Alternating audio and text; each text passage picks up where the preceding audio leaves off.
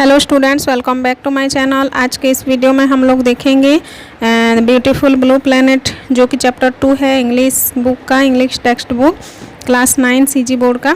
उसका आज मैं पहले मीनिंग आप लोगों को बता दूंगी। जो मीनिंग इन कॉन्टेक्स्ट आपके बुक में दिया हुआ है ना, इंग्लिश टू इंग्लिश दिया हुआ है, आप लोगों को हिंदी में भी समझा दूंगी। उसके बाद में हम लोग क्वेश्चन आंसर की तरफ मूव करेंगे। तो सबसे पहला वर्ड दिया हुआ है आप लोगों के बुक में, आप लोग बुक ओपन करके भी देख सकते हो अपना, या तो मोबाइल स्क्रीन पर आप लोग ध्यान दो तो आपको अच्छे से समझ में आ जाएगा। सबसे पहला वर्ड है ब्यूटीफुल ब्लू। तो ये तो एकदम आसान वर्ड है। ब्यूटीफुल मतलब सुंदर, ब्लू मतलब नीला, है ना। तो लेकिन पोयम में ये किस टाइप का यूज हुआ है? पोयम में इसको ब्यूटीफुल ब्लू मतलब क्या है? जो वाटर बॉडीज हैं, है ना, उसके कलर्स, जैसे ओशियंस है, सीज है, उसके कलर, जो पानी है वहाँ उसके कलर क्या है? ब्लू होता है। इसीलिए हम लोग पृथ्वी को ब्लू प्लैनेट भी बोलते हैं। तो पोएट ने उसी को वर्णन किया है इसमें, है ना। The water bodies on the earth is thus also known as blue planet. ठीक है, तो ब्यूटीफुल ब्लू किसको बोला गया है? अर्थ को, ओशियंस को, सीज को बोला गया है। ओके, नेक्स्ट है black with oil. Black with oil मतलब oil well spills and waste on the surface of the ocean. जैसे कि मैं पढ़ाते टाइम भी बोली थी आप लोगों को कि सागर की सतह पर या महासागर की जो ऊपरी हिस्सा है उसमें जो गंदा तेल या कुछ डस्ट पार्टिकल्स या कुछ जैसे प्रदूषण हो रहा है ना, उसी के लिए उसका जो नीला पानी है, पानी का कलर पहले क्या था? ब्लू था, अब धीरे धीरे ब्लैक होता जा रहा है। ओके, तो उसको यहाँ पर ऐसे यूज किया गया है, black with oil. Okay, next है रेन फॉरेस्ट। रेन फॉरेस्ट मतलब वर्षावन, जो पानी गिरता है वर्षा से होने वाले अति घने जंगल को हम लोग रेन फॉरेस्ट बोलते हैं। Forest that get a lot of rain and have tall and dense forest, उसमें बहुत बड़े बड़े पेड़ होते हैं, है ना, घने जंगल जिसको हम लोग बोल सकते हैं। नेक्स्ट है सिकली ब्राउन। सिकली ब्राउन मतलब क्या है? ब्राउन मतलब भूरे कलर का, सिकली मतलब जो बीमार है ना। तो कौन बीमार हो गया है भाई? अर्थ, है ना। That looks brown and dull because there are no plants, क्योंकि प्लांट्स जो हरी भरी धरती थी उसमें से प्लांट्स सब हम लोग काट लिए हैं। अब वो क्या हो गया है? बंजर वाली धरती हो गया है, मुरझाई बंजर धरती जिसको बोल सकते हैं, जो भूरी पड़ गई है ना, उसको इसलिए सिकली ब्राउन बोला गया है। नेक्स्ट है डेथली ग्रे। डेथली ग्रे मतलब प्रदूषण के कारण भारी दूषित काले बादल। काले बादल को क्या बोला गया है यहाँ पर? Deathly grey. The clouds turn heavy and black due to pollution in the air. जब हवा में, है ना, वायु में प्रदूषण हो जाता है तो क्या हो जाता है?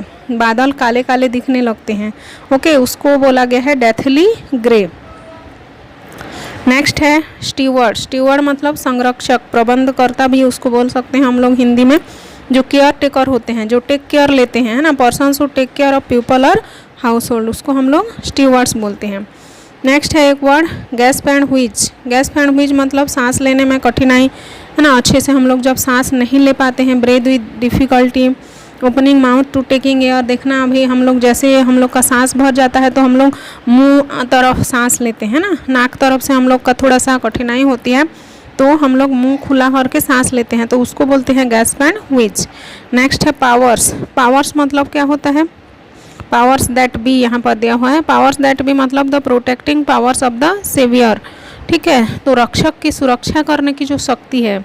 ठीक है, रक्षक मतलब यहाँ पर कौन है? हम लोग हैं, ह्यूमन बीइंग, है ना। जो हम लोग का पावर है उसको यहाँ पर दर्शाया गया है कि हम लोग अपने पावर को सही उपयोग करें, धरती के सुरक्षा में उसको यूज करें, ना कि उसको गंदा करने में। ओके, नेक्स्ट और लास्ट वर्ड है डिस्मल एंड। डिस्मल एंड मतलब दुखदाई अंत आप लोग बोल सकते हो, अनप्लेजेंट कॉन्सिक्वेंस या अनप्लेजेंट रिजल्ट, ड्रेडफुल भी उसको बोल सकते हो। ओके, ये हो गया आपका मीनिंग। नेक्स्ट आते हैं हम लोग कॉम्प्रिहेंशन में। कॉम्प्रिहेंशन में ज़्यादा कुछ भी नहीं है, 2 क्वेश्चन है बस, तो आप लोगों को मैं ऐसे बता दे रही हूँ, आप लोग कॉपी में नोट डाउन कर लीजिएगा।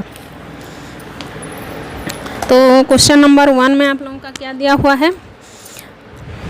Answer the following question. In what sense have the expressions beautiful blue and pretty planet have been used by the poet? मतलब ये जो टर्म दिया हुआ है, एक तो ब्यूटीफुल ब्लू है और एक प्रीटी प्लैनेट है, ये कौन से सेंस में कवि ने इसको यूज किया है, कौन सी भाव लेकर। तो आप लोगों को लिखना है the poet have been used, पहले यहाँ लिख दोगे आप लोग the poet have been used the expressions beautiful blue and pretty planet for the, किसके लिए, natural beauty of the earth and pretty planet for beautiful green forest and lively earth. देखो यहाँ पर दो ठो एक्सप्रेशन दिया हुआ है, एक ब्यूटीफुल ब्लू दिया हुआ है और एक प्रीटी प्लैनेट दिया हुआ है, ठीक है। तो ब्यूटीफुल ब्लू को क्यों यूज किए हैं कवि ने, ब्यूटी ऑफ द अर्थ को डिस्क्राइब करने के लिए, है ना, हमारे अर्थ कितनी सुंदर है, नीला नीला ग्रह है। और प्रीटी प्लैनेट, प्रीटी क्यों है अभी वो, क्योंकि वो ब्यूटीफुल ग्रीन फॉरेस्ट उसमें है, लिवली अर्थ है, ठीक है।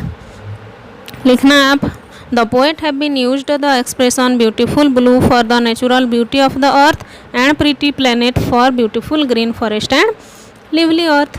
ओके, नेक्स्ट है what lessons has nature taught us, give reasons for your answer.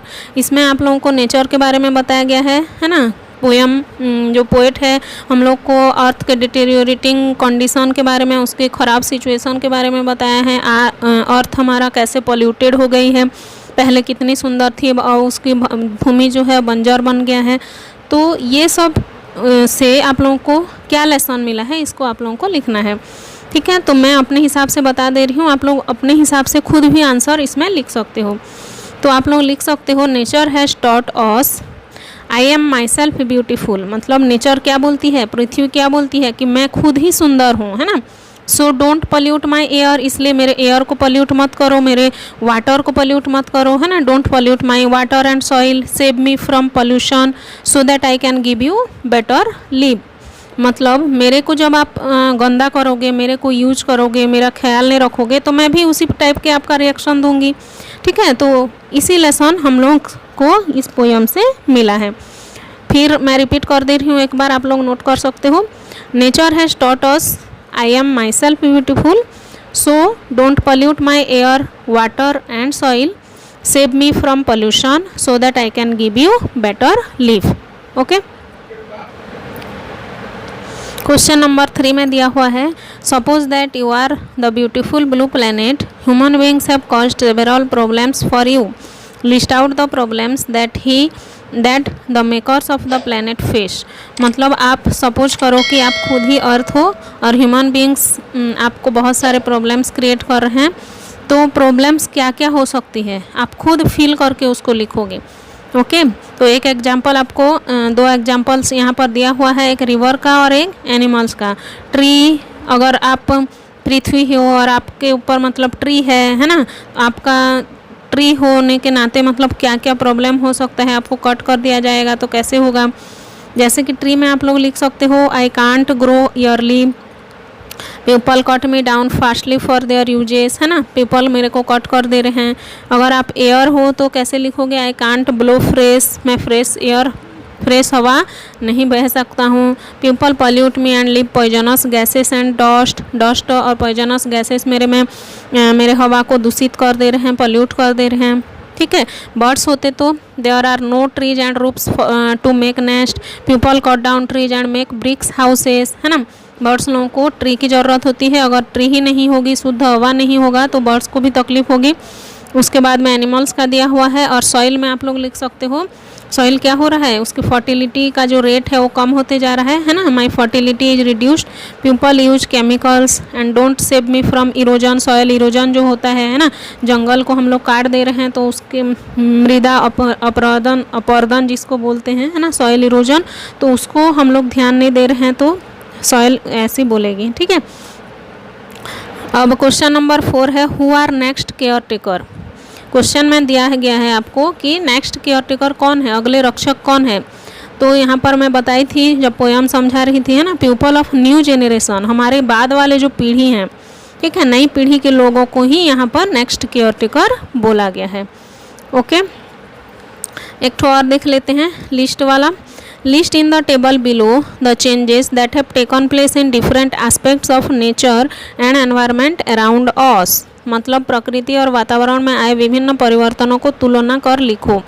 ठीक है, जैसे यहाँ पर फीचर्स दिया हुआ है ओशंस का, how are they before, how are they now, मतलब पहले कैसे थे अब कैसे हो गए हैं। ओशन पहले कैसे थे, ब्यूटीफुल ब्लू थे, है ना, अब कैसे हो गए हैं, ब्लैक विथ ऑयल हो गए हैं। सेकंड में क्या हुआ है, द फॉरेस्ट, फॉरेस्ट कैसे थे पहले, ग्रीन एंड डेंस, है ना, घने थे, हरे भरे थे, अब क्या हो गए, फॉरेस्ट कट कर दिए हैं तो बैरन लैंड हो गए हैं।